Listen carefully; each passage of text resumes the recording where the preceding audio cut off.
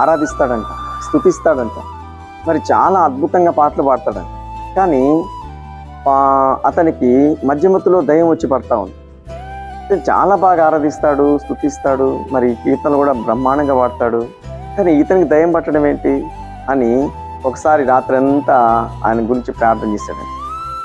దేవుడు అతనికి చెప్పిన మాట ఏంటంటే, అతడు పాటలు పాడుతున్నాడు, ఆరాధిస్తున్నాడు, మరి తన హృదయంలో నాకు చోటు ఇవ్వటం లేదు. అంటే వాక్యానికి చోటు లేదట. దేనికి ఇస్తున్నాడు మరి? ఏంటంటే ఏదానికి ఇచ్చినా కూడా ఏ ఫలితం ఉండదు. కానీ దేవుని వాక్యానికి ఎప్పుడైతే చోటిస్తావో నీ జీవితంలో సంతోషం. ఇప్పుడు అతనికి ఏముంది?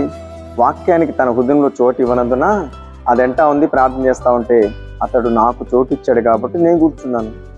దయ్యం చెప్తా ఉందంట పాస్టర్ గారికి, ఎందుకు ఇతన్ని దగ్గరికి వస్తున్నావు, ఎందుకు ఇతన్ని వేధిస్తున్నావు? చక్కగా చర్చికి వస్తున్నాడు కదంటే అతని హృదయంలో వాక్యానికి చోట్లేదు కాబట్టి స్థలం ఉంటే నేను వచ్చి కూర్చున్నాను. చూడండి, చక్కగా దయ్యం మాట్లాడతావు. ఈరోజు నువ్వు దేవునికి స్థలం ఇస్తున్నావా?